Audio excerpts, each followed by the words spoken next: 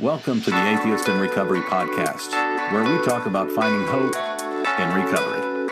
And now your host, Dr. Adina Silvestri. Hola guys, and welcome to episode 62 of the Atheists in Recovery podcast. And today is another solo episode.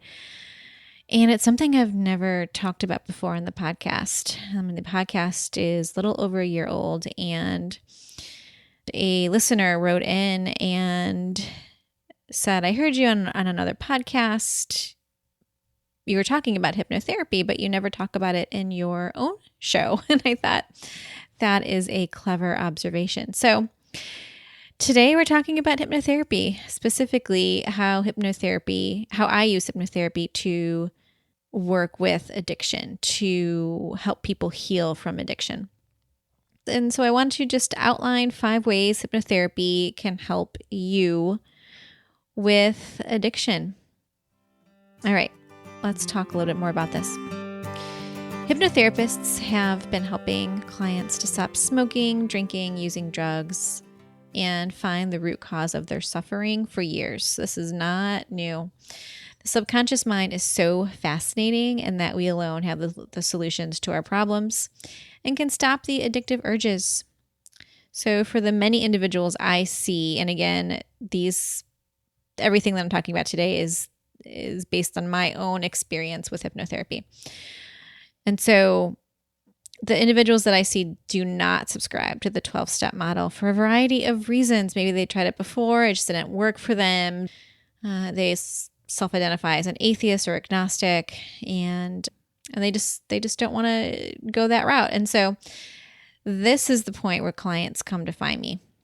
Their hopes run out and they just need some relief. So let's dive in to the 5 ways hypnotherapy can help you with addiction. And at the end, I'll talk about a way that you can work with me just to see if hypnotherapy is something that might help you. Okay, number 1. Say hello to your future self. This is what hypnotherapy is all about. It's about you being the storyteller of your present and of your future.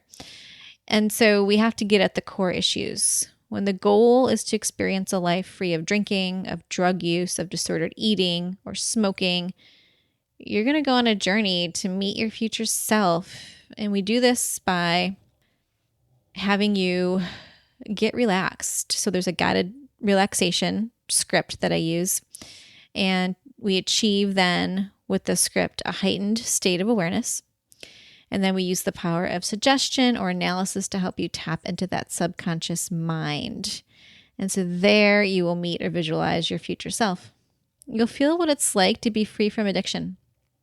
Your subconscious mind will incorporate new beliefs, new self-compassion, self-worth, and purpose. Sounds pretty good, right? Okay, number 2. When you fire it, you wire it. And so this point is bringing us back to Psychology 101, the days where we learned this important lesson on neuroplasticity. If you fire it, you wire it. It was a common theme in all of my classes.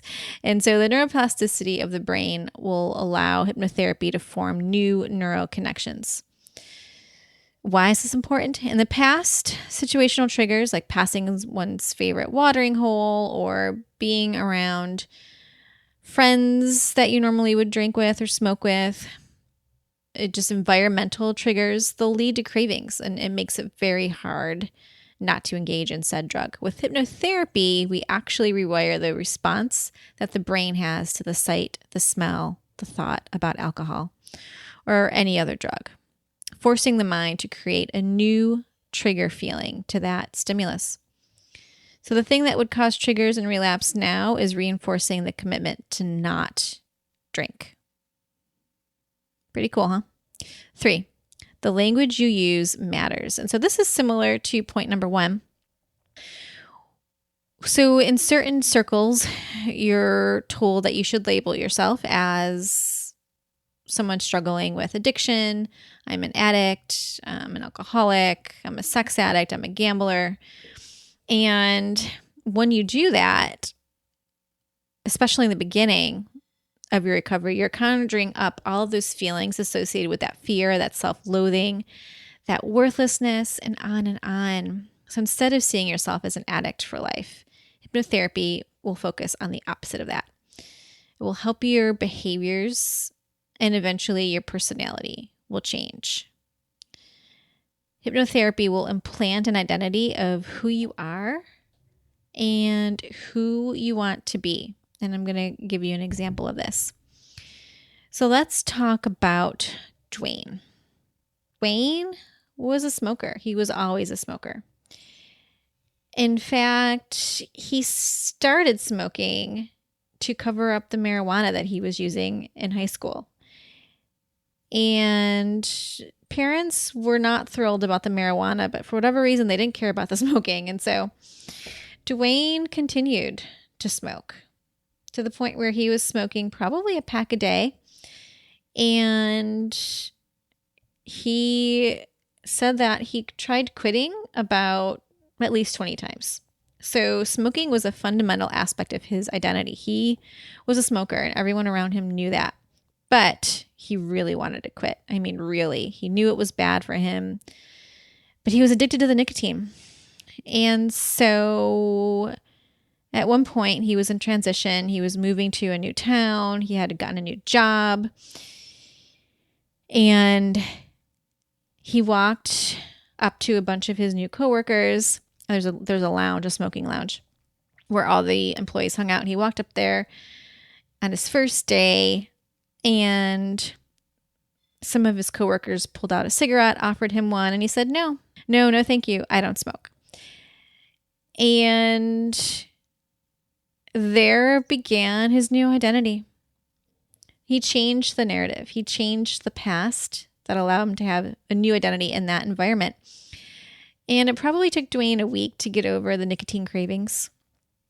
But because he spent most of his time at work, he really assumed that new identity of non-smoker. And after that initial week, he never really thought about smoking again. And so that's what I mean by the language that you use matters. And we haven't really talked about scripts. Scripts are a little bit difficult to talk about without actually demonstrating one for you. But think of when you listen to a mindfulness meditation. It's kind of the same thing, only when you're with a hypnotherapist, the script is tailored to you and your needs and your beliefs and your future self. And so his script was tailored towards him and his future self of being a non-smoker. He changed his identity. Number 4, some amazing things happen.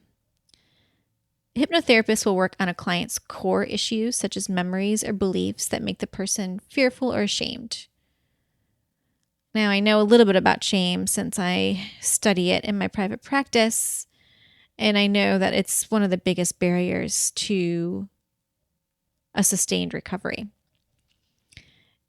And that's where we talk about John. So I started using hypnotherapy because I needed something powerful.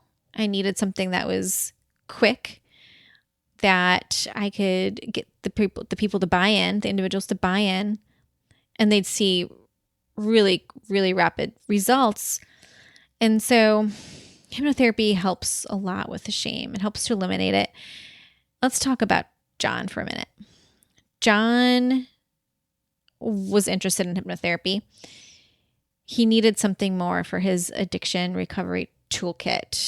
He didn't really subscribe to the step work. And to be honest, if he had a choice between me and flying to Costa Rica for some psychedelics, I'm pretty sure he would choose Costa Rica. But I was the next best thing. And so he came to work with me with a chronic substance abuse issue and a memory bank full of failures and fears and hopelessness. So we worked on a script that specifically addressed shame. And we started to slowly change the brain that reacts to these memories, the memories that were the root cause of feeling shameful in the first place. And so when you go into these memories, you start to change them. And you change them with a positive view. You have to do the work, however, and a lot of the work happens outside of the office, listening to these scripts, visualizing what your life will look like, sober. That's all incredibly important. And that's where the real work begins. The post-hypnotic suggestions start to take place outside of the office. And those are the amazing things. And so once you can go into these memories, change them for the better, have a totally positive or just a very neutral response to some of these memories that haunted you, well, then your behaviors start to change, and then your personality follows. And the last point is rapid relief. I think what I learned so far about hypnotherapy, and I use it almost every day in my practice, is that it could be summed up in 2 words: rapid relief. What follows is this freedom from thinking you are never going to quit this habit. Think about that. I'm always going to be an addict. I'm never going to be anything else. How much freedom is there in believing that you and you alone can change the outcome of your life? Get creative. It's your story. So hypnotherapy is a positive experience that changes everything you think you know about addiction and really has you focus on your future self. You definitely find hope in recovery. And it's as simple as taking a walk in the landscape of your mind. It sounds woo-woo, but it works, guys. And so I wanted to sort of wrap up here. There's a lot I could say about hypnotherapy, but I thought this would be sort of a introduction to how it helps.